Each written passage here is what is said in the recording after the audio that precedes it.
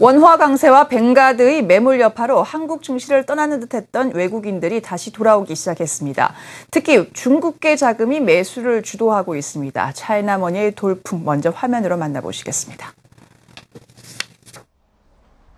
한국 주식시장의 중국계 자금 유입 규모가 빠른 속도로 확대되고 있습니다.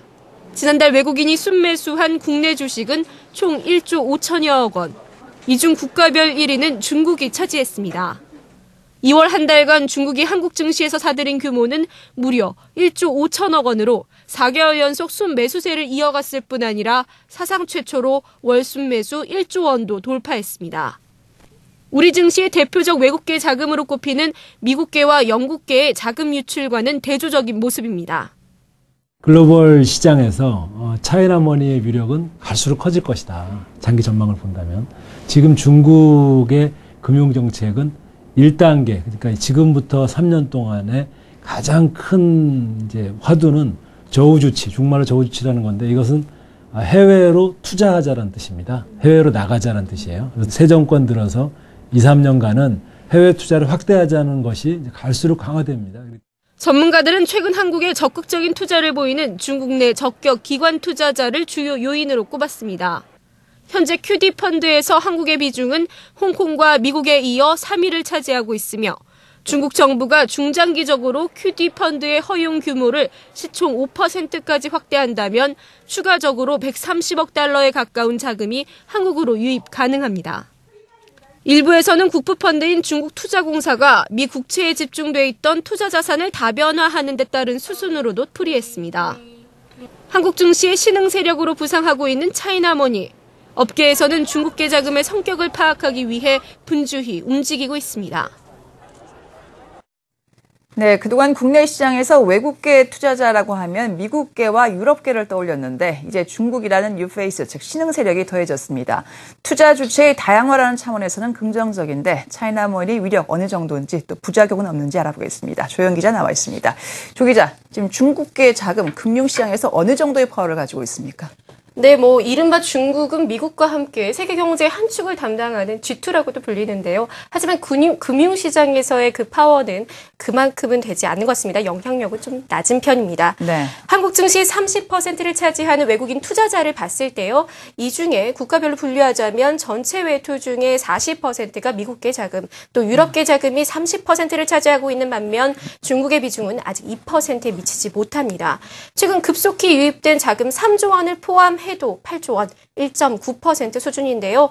물론 선진금융을 가진 미국과 또 제조업 위주로 실물 경제가 앞서 나가고 금융업, 특히 해외 투자가 이제 막 걸음마 단계인 중국을 단순 비교는 할 수 없을 것 같습니다. 하지만 중국은 가지고 있는 자금의 규모로만 평가하자면 실제로 2월 한 달에만 1조 원이 넘는 돈이 들어왔듯이 우리 증시의 방향성을 주도할 만한 가능성은 충분히 가지고 있습니다. 그간 한국 주식시장에서 단발적으로 매수세를 보였던 중국계 자금이 이번에는 기간도 길고 이 매수 규모가 과거에 비해 매우 크다 보니까 과연 이런 흐름이 어느 정도 지속될 수 있을까에 대한 관심이 많아지는 것 같습니다. 네, 차이나머니가 우리 국내 주식을 사들이기 시작한 것 비교적 최근의 일이라고 생각이 되는데 그 기간 동안 무슨 일이 있었던 겁니까? 네, 먼저 시진핑 정부가 들어오면서 시장 개방과 함께 점차 규제가 완화되고 있습니다. 현재 중국에서는 새 정부의 첫 전국 인민대표대회 전인대가 열리고 있는데요. 경제개혁에 대한 이야기도 많이 나왔다고 합니다. 먼저 현장의 소리 들어보시죠.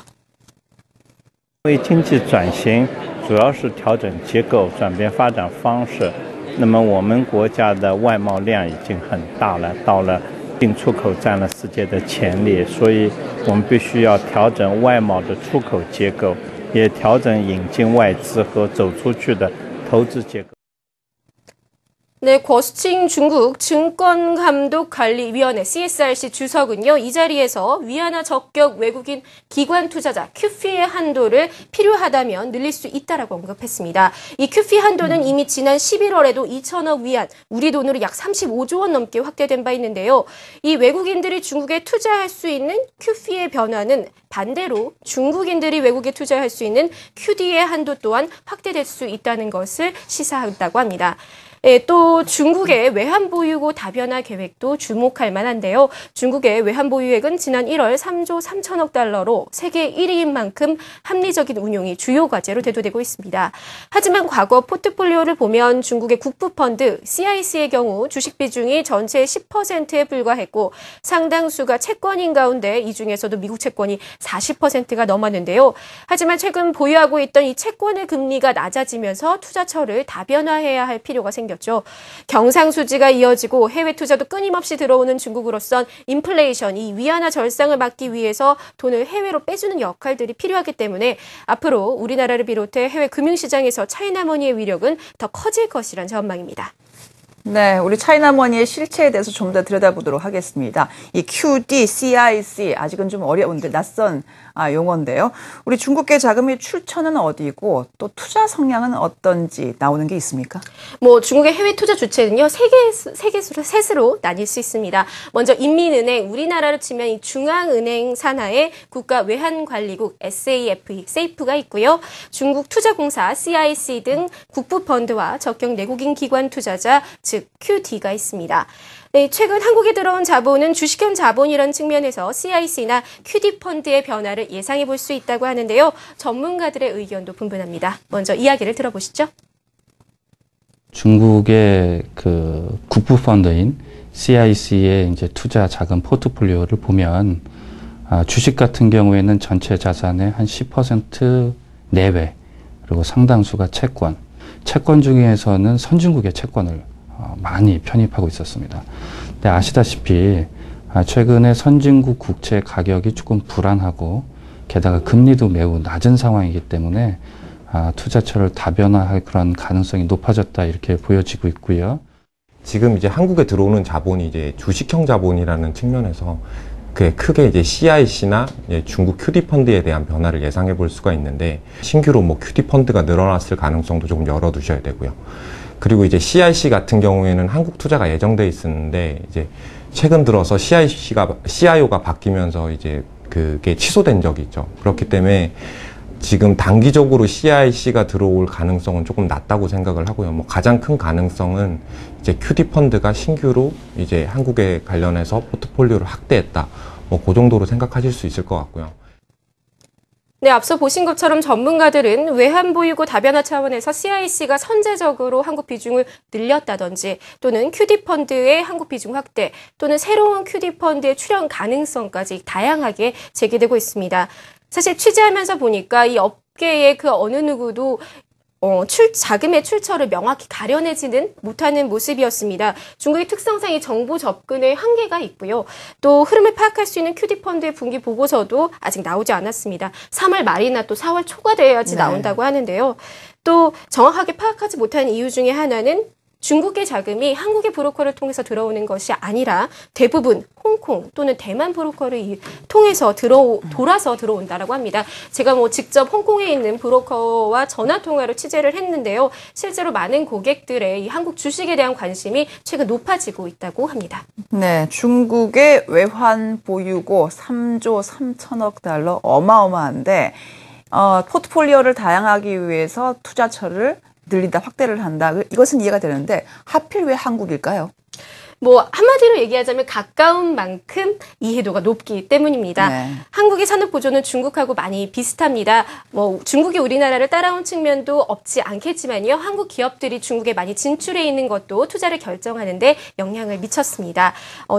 실제로 중국 펀드들이 과거 미국이나 홍콩에 투자한 사례들은 대부분 미국에 나가 있는 또는 홍콩에 있는 중국 기업들에게 투자한 경우가 많습니다. 그만큼 잘 아는 기업에 투자를 한다는 방침인데요. 중국의 경기가 미치는 영향이 적지 않은 기업들의 경우 실적을 그들이 가늠할 수 있다라는 측면이 있습니다. 우리나라의 경우 삼성전자와 현대차 등 한국을 대표하는 기업들과 오리온과 같은 이 중국 시장에서도 쉽게 마주할 수 있는 내수재, 소비재를 위주로 매수세가 들어온다고 합니다. 또 최근 세계 증시와 우리 증시 사이에서는 디커플링이 있었는데요. 이 또한 매력적으로 부각됐다고 합니다. 전문가의 이야기를 들어보시죠. 글로벌 증시 가운데에서 우리나라가 작년 말 올해 초에 크게 상승하지 않은 국가에 속합니다. 그런 상황에서 지금 원화 강세가 계속 이어질 걸로 중장기적으로 보고 있기 때문에 해외 투자자들이 봤을 때는 국내 증시가 추가적인 상승 여력이 있고 게다가 환차익도 얻을 수 있다고 판단을 했을 가능성이 있습니다. 네, 최근 한국 증시가 다소 박스 장세로 지지부진하게 이어가고 있지만 갖고 있는 펀더멘탈이 바뀐 것은 아닌 것인 만큼 이 추가 상승의 여력이 있다고 보고 중국 투자자 또한 분석하는 것으로 보입니다.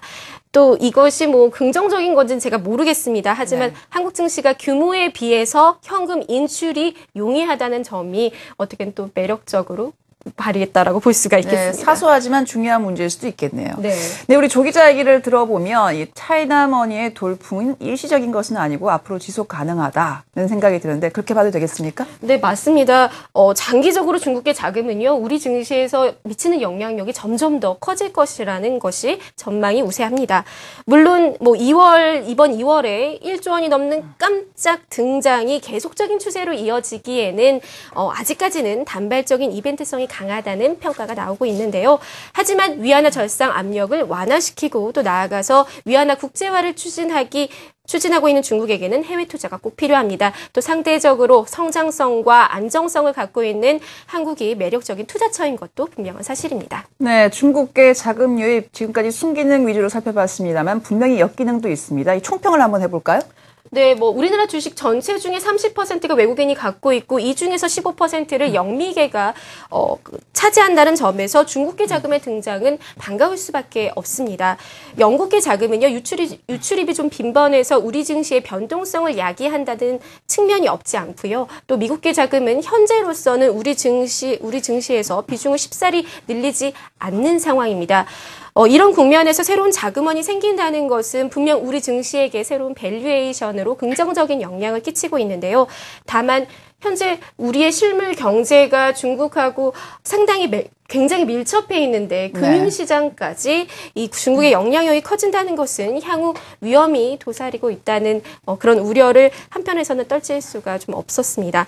금융과 실물 경제 모두 중국의 경기 흐름이라든지 또 정부의 정책에 따라서 변동성이 커질 수 있다는 위험이 있는 것인데요. 하지만 지금 시점에서는 조금 앞선 가는 걱정인 것 같고요. 제가 생각해도 아직까지는 중국이 차지하는 비중이 크지 않은 만큼 단점보다는 장점이 부각되는 것 같습니다. 네, 앞으로 이 중국이 재채기를 하면 한국 금융시장이 감기를 앓을 수도 있겠습니다. 조현 기자였습니다. 잘 들었습니다.